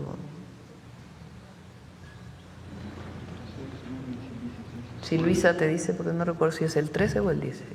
Gracias. Adelante. Buenos días, Presidenta. Stephanie Palacios, del periódico Quequi de Quintana Roo y de Ciudad de México. Justo con este Plan Nacional de Desarrollo mencionaba Jesús, y bueno, todos, buenos días, sobre el tema de que algunas van a ser presenciales y otras van a ser vía remota. ¿En dónde van a ser los de la Ciudad de México? Por ejemplo, en esta que mencionaban sobre migración, ¿se realizarán aquí en Palacio Nacional o tendrán otras sedes en las que Tendrán van a otras aquí? sedes, no sé, otras sedes, ya se las informamos. Empiezan el lunes. A ver si al rato, Pau, se los pasan a los compañeros, ¿dónde van a ser los de la próxima semana? Ok, y también quería mencionarles sobre, bueno, en estas pasadas fiestas decembrinas, hablando sobre el tema de este plan de desarrollo de infraestructura y de todo, Cancún es una de las ciudades que fueron visitadas principalmente por turistas nacionales y extranjeros, pero además ahí el gobierno federal tiene un proyecto, el puente Nichupté, que es una de las obras grandes en el estado de Quintana Roo. Pues la comunidad cancunense espera cuándo se va a inaugurar esta obra, porque en esta zona hotelera va a conectar con la zona, con la ciudad. ¿Cuándo se tiene prevista esta inauguración de esta obra, de este puente vehicular, puesto que le servirá mucho a los habitantes de Cancún y además a los turistas extranjeros? No recuerdo en este momento el mes que se va a inaugurar, pero se sigue trabajando en el puente. Vamos a hacer pronto una visita de supervisión al puente, pero se sigue trabajando y Al ratito, si quieren, les doy, a ver si Jesús lo encuentras por ahí para que nos diga la fecha de inauguración del puente de Cancún, el Nichupté. Puente Nichupté. Ajá, sí, es una obra que esperan, dice que va a ir entonces antes de supervisión, Sí, antes de vamos a ir a inaugurarlo. una visita de supervisión. Y estos meses.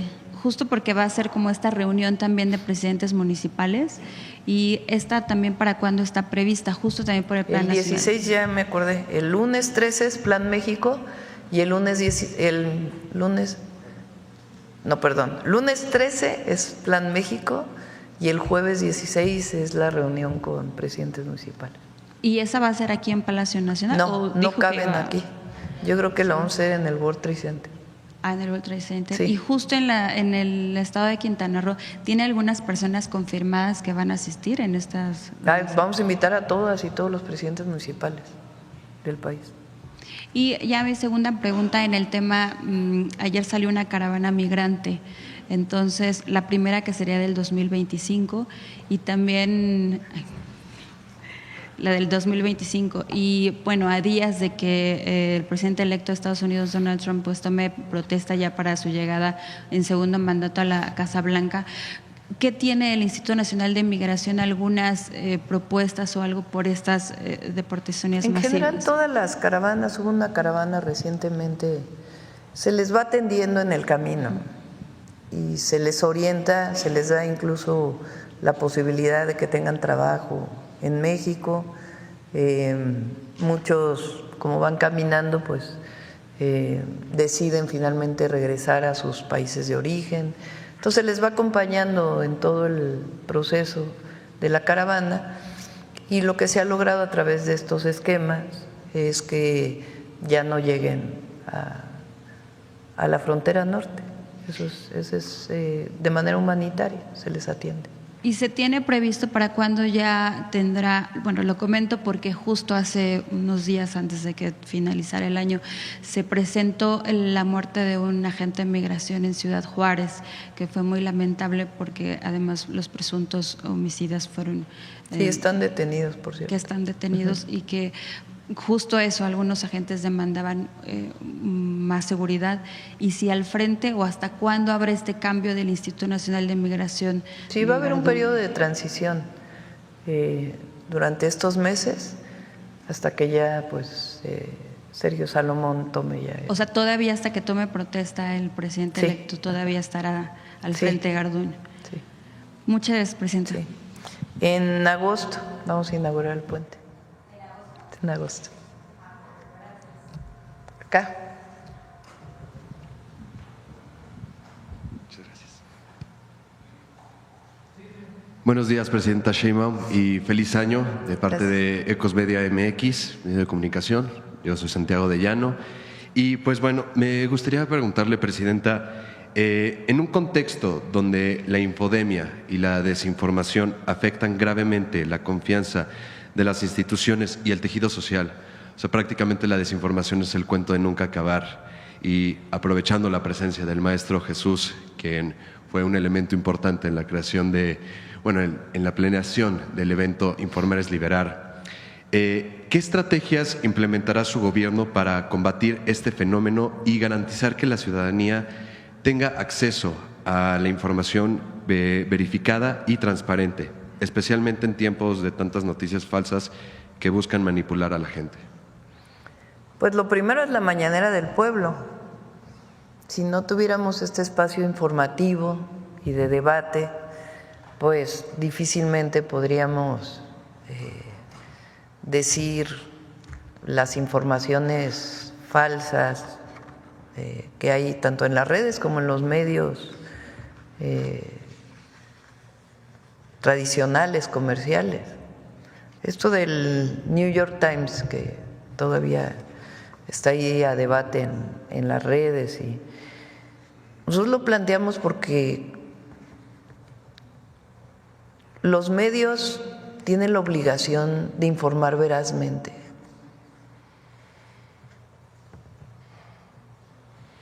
Y bueno, a partir del 1 de enero se impuso… Y bueno, para eso está la infodemia, el detector de mentiras de los miércoles, que esta semana no la pasamos. Y, Claro. Ahí estamos con infodemia cada vez que sale alguna nota falsa. Y en algún momento también tuve la oportunidad de preguntarle si, y ahora le vuelvo a preguntar, ¿ha habido algún avance en relación a la red social mexicana soberana que también pues, sería importante abordar para ya no depender de plataformas extranjeras? Pues es una tarea ahí de varias instituciones. Voy a averiguar en qué quedó con el presidente López Obrador, y ahora pues la Agencia de Transformación Digital tendría que ser una de sus tareas. Muchas gracias. A partir del 1 de enero se implementó un arancel del 19% a los productos importados de Shein, Temu, entre otras plataformas. Esta medida es parte de una estrategia más amplia para promover la industria nacional, hablando ahorita del Plan México, y si es así, ¿cuáles son los siguientes pasos en esa estrategia? Particularmente estas plataformas son estas plataformas donde uno pide cualquier producto. Una cosa es, digamos, la llegada individual de una pieza, pero lo que detectamos pues es que se estaban utilizando en realidad para traer y después vender en México, y eso pues requiere pagar impuestos.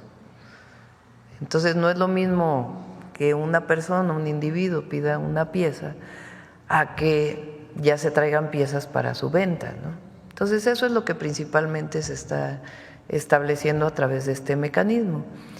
Y también esto pues evidentemente fortalece a la industria textil en México, que lo he planteado varias veces. La industria textil en nuestro país, una gran mayoría se desarrolló a partir de empresas familiares. El Bajío tiene una producción muy importante de producción textil. También hay las grandes, que por cierto contaminan bastante en sus descargas, que ahora los está teniendo la Profepa y la Semarnat. Pero en general las pequeñas empresas se fueron cerrando y cerrando y cerrando, entre otras razones por esta entrada de productos con países con los que no tenemos tratado comercial, y que pues en realidad se utilizaban para vender ampliamente y no solamente para traer una pieza, ¿no? Entonces este es el objetivo de este mecanismo que desarrolló el SAT. Muchas gracias. Y ya por último, se ha mencionado que varias industrias como las fabricantes de alimentos procesados, las compañías de telefonía móvil y algunas gasolineras están aumentando sus precios, lo que está contribuyendo a una cuesta de enero más difícil para los ciudadanos. ¿Qué medidas adicionales está tomando su gobierno para abordar esta situación? Ya mencionó para la gasolina, pero para estos otros productos. La canasta básica tiene este acuerdo que presentamos hace unos meses, nos adelantamos, digamos, con el PASIC, que es este acuerdo que se firma con comercializadoras, productoras. A ver si tienen todavía el video por ahí ya lo habíamos pasado una vez, pero a ver si lo tienen por ahí, lo pasamos nuevamente. Se hizo en su momento con el presidente López Obrador en la época en donde aumentaron mucho los productos debido a la guerra de Ucrania. Y entonces se juntaron principalmente los comercializadores, aunque también productores, para evitar el aumento de la canasta básica, y se definió cuál es esta canasta básica. Entonces hay un acuerdo con los comercializadores, productores, para evitar el aumento de los precios. De hecho, lo que se logró es que la canasta básica estuviera más barata que en el último acuerdo que se firmó. Este fue por los próximos 6 meses, y antes de que terminen los 6 meses, pues se firmará. Hay algunos productos que no están en estas listas. Por ejemplo, hay un tipo de pan de caja que le llamamos, que está en la lista, y hay otros que no. Entonces lo que orientamos pues es que se compren los productos que están dentro de la canasta básica, que es necesario, suficiente para la alimentación, principalmente, aunque no solo hay algunos otros productos como jabón y otros productos. ¿Qué hace Profeco cada vez que viene aquí? Pues analiza las tiendas de autoservicio y qué tan alejados están de la canasta básica, que es para una semana. Es 910 pesos. Bajó de 1,036 a 910 pesos.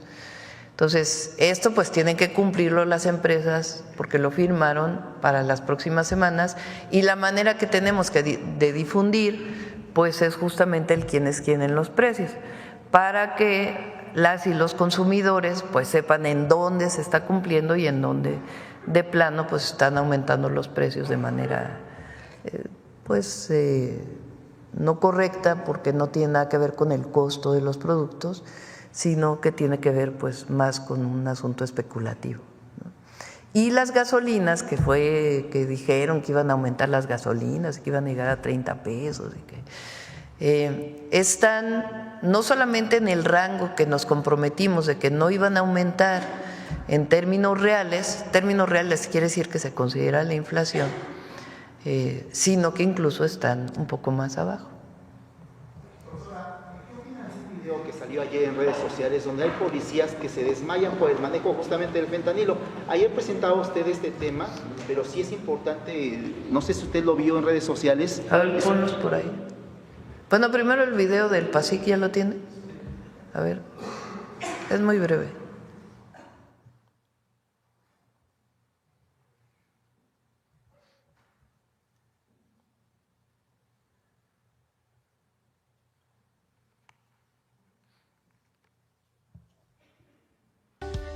El 12 de noviembre pasado, la presidenta Claudia Sheinbaum Pardo firmó el paquete contra la inflación y la carestía, PASIC 2024-2025, en el cual participan 19 agroindustrias y 11 tiendas de autoservicio.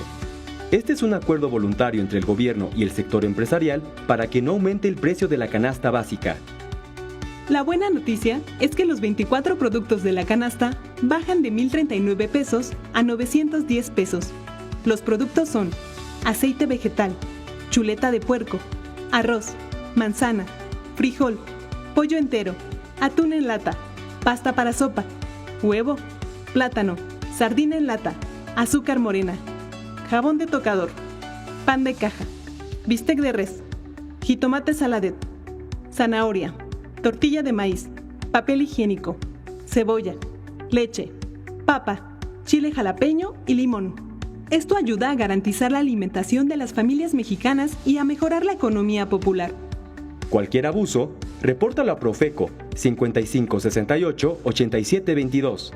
Las empresas firmantes de la renovación del PASIC son Walmart, H-E-B, Chedraui, Smart, Soriana, Casa Ley, Supercompras, La Comer, Calimax y Aprecio, Mersa, Superaki, Grupo Mar, Minsa, Lala, Bimbo, Su Carne, Kimberly Clark, Pilgrims, Schettino, Pinza, Maseca, Verde Valle, Ragazza, Alpura, San Juan, Bachoco, La Moderna, Sigma, Opormex y Grupo Porres.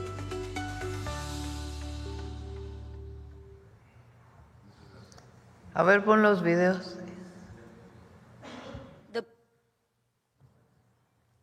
Son de redes. The power of even the smallest touch of fentanyl shown in this video. Watch as a Bartlesville police officer wearing protective gloves is packing up drug evidence believed to be laced with fentanyl when he slowly starts to collapse. Becoming ill, lightheaded, and actually basically passed out or fell. Seconds later, a rush of officers coming to the rescue. I don't know what would have happened had they not acted so quickly. Sergeant Jim Waring says officers quickly gave him Narcan, which is believed to have saved his life. Police say this is the first time they've had to deal with something like this, where they had to give one of their own officers Narcan. Really fortunate that one, we had this available to us, and two, that our officers really adhered to the training and paid attention to the training. Another layer to the opioid epidemic and an eye-opening to what these men and women behind the badge have to deal with. Even though the officer may not be physically dealing with an individual, all the evidence and things that we handle on a day-to-day basis, that can harm you too. En California, un oficial de policía fue salvado por su compañero luego de sufrir una sobredosis de fentanilo al procesar un cargamento de drogas.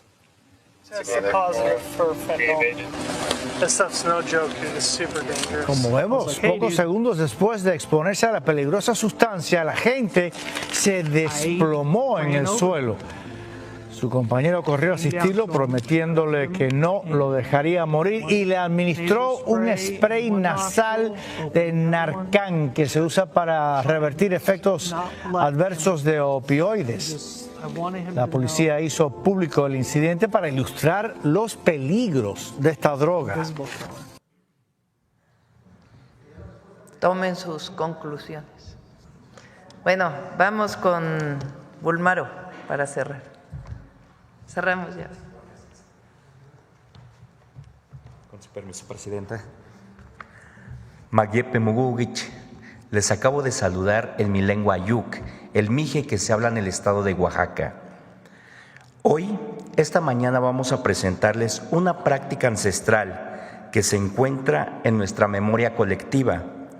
La conocemos a través de registros históricos como códices y restos arqueológicos. Se trata del juego de pelota prehispánica. ¿Sabían que en el presente hay jóvenes que se encargan de rescatar esta tradición con más de 3.600 años de antigüedad? Hoy presentamos la siguiente cápsula sobre el ulama, que nos muestra una parte de la riqueza cultural milenaria de nuestro país. Con su permiso, Presidenta, amigas, amigos, veamos la cápsula. Estos jóvenes universitarios están jugando ulama, el milenario juego de pelota mesoamericano. Alrededor de este ritual han forjado una comunidad académica, deportiva y social. Buenos días, nosotros somos la Asociación de Juego de Pelota de ULE, Ulama Poctapoc de la UNAM. Actualmente nosotros somos estudiantes que nos encargamos de estudiar cada quien su carrera. El ulama se juega con una pesada pelota de entre 2 y 4 kilos que los jugadores deben impulsar. En esta variante, solamente con la fuerza de sus caderas. Porque la gente no dimensiona cuando agarra una bola de hule el peso. Entonces, pero cuando la ves así volar, refuerza la idea de que es ligera. Para estos jóvenes estudiantes, el ulama representa un vínculo con el pasado, una forma de relacionarse con las tradiciones prehispánicas. Tratamos de entender el juego de pelota como si fuera un deporte, pero es más antiguo que un deporte. El ulama ha forjado entre ellos un propósito. Es un espacio de resistencia contra las lógicas del individualismo. O estos rituales de la tradición como es la danza y el temazcal nos dan cuenta de que en tiempos antiguos era muy fuerte y realizaban cosas muy que necesitaban mucha preparación y mucha disciplina. Yo creo que es buscar las actividades que pueden irnos construyendo y creo que el ulama es una actividad que puede construirnos mucho como comunidad y para hacer lazos y tejer hule con otras personas. Mi destreza física había aumentado, así como pues fuerza, ¿no? Otro tipo como de seguridad y de confianza al mismo tiempo. Por eso es importante que jueguen las mujeres. Pero también hay que darnos cuenta de que la misma cultura es la resistencia, es ese oro que no brilla, pero sí está reluciendo como algo que atrae a los demás. El ulama, ¿cuánto tiempo ha resistido, no? ¿Cuánto tiempo quisieron quitarlo, ¿no?, de nuestras prácticas y sigue con nosotros, ¿no? Creo que es una herramienta para nosotros igual liberarnos o aceptarnos de alguna manera también, ¿no? Y desarrollarnos así como somos, ¿no?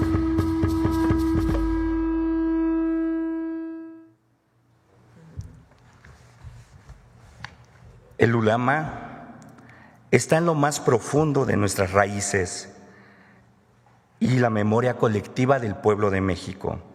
Como muchas otras tradiciones, gracias a estos jóvenes, esta tradición no muere ni morirá. Ya 2025 chonday, mayat suave patriñash, ya moyashon amdoitich, ya oyashon yahnashich. Este 2025, desde nuestra suave patria, les deseamos a todas y a todos ustedes un feliz año 2025. Dios cujuyu. Muchas gracias. Presidenta, con su permiso. Gracias. A ver, rapidísimo, echa las de los migrantes. ¿Qué pasó? Muy buenos días, antes que nada. Soy Saraí Ceballos, de TVS Noticias. Y bueno, del sur de Veracruz, zona Coatzacoalcos, Minatitlán. Primero quiero agradecerle porque hace 2 años egresé de la carrera de Comunicaciones. Y ahora, el 6 de enero, voy a comenzar con el programa de Jóvenes Construyendo el Futuro y bueno, una oportunidad muy buena para seguirme preparando en esta carrera que es pues nuestra pasión. Y por otro lado, después de agradecerle, venimos 3 compañeros, como ya le había dicho, de la zona sur de Veracruz, del área Coatzacoalcos, Minatitlán. Nos hicimos 14 horas de camino y con esta temporada de lluvia que causó estragos en las carreteras de Veracruz, están muy deterioradas. De hecho, salimos con un aguacero impresionante y esto impedía que los baches se lograran apreciar. Y mi pregunta es que sabemos que tiene un programa de apoyo para las carreteras. ¿Ya tiene una fecha para que arranquen estos programas? Porque créanme que están muy peligrosas y es muy necesario. Hay algunos huecos que llegan a medir 1 metro de diámetro y 40 a 50 centímetros de profundidad. Entonces, ¿ya tiene una fecha para que inicien estos programas o algún programa de bacheo que pueda apoyar principalmente a esta zona sur del estado de Veracruz? Bachetón ya está, a ver si viene Jesús para platicarles en dónde se ha avanzado. Va a seguir estos, este y el próximo mes y el próximo año, este año. También va a haber recursos para continuar con el bachetón. Entonces, si nos das exactamente cuál es la zona, con gusto. Sí, con mucho gusto. De hecho, tenemos videos, igual se los podemos proporcionar. Sí, cómo no. Y una segunda pregunta, Presidenta. Otro punto es que la seguridad en el sur de Veracruz ha mejorado, sin embargo, todavía se siguen presentando, hay hechos violentos y pues la pregunta es si habrá un programa de reforzamiento en cuanto a la seguridad y habrá más trabajo en conjunto con la gobernadora Rocío Nale García. Sí, hay mucha coordinación con Rocío, de primera. Rocío Nale. A ver, vamos con los migrantes. Gracias.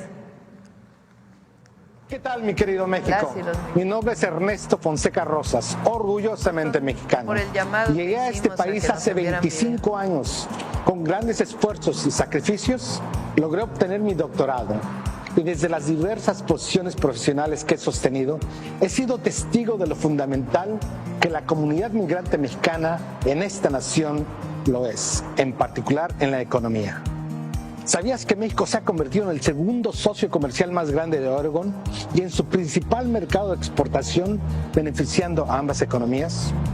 El comercio con México apoya a más de 59,000 empleos en este estado, especialmente en sectores claves como la agricultura, la manufactura y la tecnología. Gracias a esta colaboración, muchas familias tienen mayores oportunidades económicas. El 69% de las exportaciones e importaciones entre Oregon y México son autopartes y motores de vehículos, lo que refleja sin duda alguna los sólidos lazos industriales de nuestras economías. Sin embargo, este vínculo no lo definen tan solo estas cifras, pero más aún la prosperidad compartida, innovación sin fronteras y el desarrollo de un futuro más prometedor para nuestras familias en ambas naciones. Con gran orgullo mexicano les doy las gracias por sus atenciones y les mando un gran saludo desde Oregon. Hola México, soy Iván Hernández de Tehuacán, Puebla, ahora viviendo en Portland, Oregon. Crucé el desierto a los 12 años en abril de 2003. Actualmente trabajo en marketing en español para un equipo de béisbol profesional, creo contenido para la comunidad y participo en varias iniciativas comunitarias. A lo largo de mi vida personal y profesional he puesto a México y nuestra gente en lo alto, gracias a los valores inculcados por mis padres, ética de trabajo, disciplina y perseverancia. Ha sido un camino difícil, enfrentando discriminación, barreras de idioma y falta de recursos, pero como buen mexicano, no me rajo. Es importante destacar la enorme contribución económica de los inmigrantes, quienes con nuestro trabajo fortalecemos nuestras comunidades y las economías de nuestros países. Aunque no estoy donde quiero estar, trabajo cada día con la esperanza de regresar a mi tierra y seguir elevando a México con orgullo. Un abrazo fuerte y ¡que viva México! Hola, somos las Twins, Eli y Maggie, y desde Santa Mónica, California, queremos decirles que contamos con este pequeño negocio de comida rápida desde hace más de 10 años. Servimos toda clase de comida de nuestra gastronomía mexicana a los empleados de las construcciones y más. Nos levantamos muy temprano para tener todo listo. Implica horas de preparación para llegar puntuales al lugar.